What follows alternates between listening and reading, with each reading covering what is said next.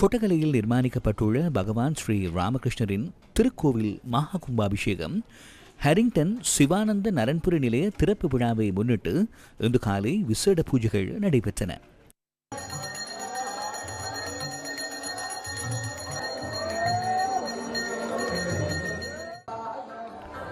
பூஜைகளை தொடர்ந்து பிரதான கும்பம் ஊர்வலமாக எடுத்து வரப்பட்டதுடன் புதிதாக நிர்மாணிக்கப்பட்ட சிவானந்த நரன்புரி நிலையத்தின் பெயர் பலகையும் திரை நீக்கம் செய்யப்பட்டது. ராமகிருஷ்ண மிஷனின் மலையகத்திற்கான முதலாவது கிளையாக சிவானந்த நரன்புரி நிலையம் அமைந்துள்ளமை குறிப்பிடத்தக்கதாகும். உலகளாவிய ராமகிருஷ்ண மடம் மற்றும் மிஷனின் துணைத் தலைவர் ஸ்ரீமத் சுவாமி சுஜிதானந்தாஜி மகாராஜ் இந்த நிகழ்வுகளில் கலந்து கொண்டிருந்தார். இதனைத் தொடர்ந்து சிவானந்த நரன்புரி நிலையத்தில் பகவான் ஸ்ரீ ராமகிருஷ்ணர், அன்னை ஸ்ரீ சாரதா தேவியார், சுவாமி விவேகானந்தர் பிரதிஷ்டையும் ஆத்மலிங்கங்களுக்கான கும்பாபிஷேகமும் நடைபெற்றன.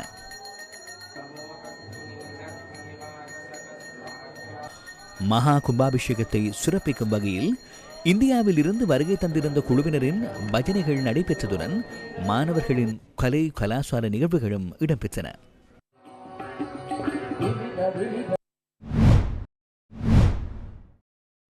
இதனிடையே கொட்டகலையில் நிர்மாணிக்கப்பட்டுள்ள ஸ்ரீ ராமகிருஷ்ணர் ஆலயத்தின் மகா கும்பாபிஷேகம் மற்றும் ராமகிருஷ்ண மிஷனின் மலையகத்துக்கான முதலாவது கிளைக்கு பாரத பிரதமர் நரேந்திர மோடி வாழ்த்து தெரிவித்துள்ளார்.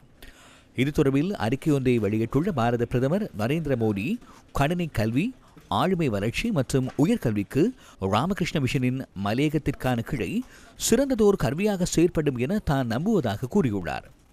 இதனிடையே இந்திய வம்சாவளி தமிழர்கள் இலங்கைக்கு வந்து 200 ஆண்டுகள் நிறைவை நினைவுகூரும் வகையில் இந்தியாவின் அயல் நாடுகளுக்கு முன்னுரிமை அளிக்கும் கொள்கைக்கமைய அவர்களின் மேம்பாட்டிற்காக பல்துறை பொதிகளை அறிவித்திருந்ததாகவும் அவர் கூறியுள்ளார். இதன் கீழ் மலையகத்தில் வீடுகள், கல்வி, சுகாதாரம், திறன் மேம்பாடு உள்ளிட்ட துறைகளில் 75 கோடி இந்திய ரூபாய் மதிப்பிலான திட்டங்கள் முன்னெடுக்கப்பட்டு வருவதாகவும் பாரத பிரதமரின் வாழ்த்து செய்தியில் தெரிவிக்கப்பட்டுள்ளது.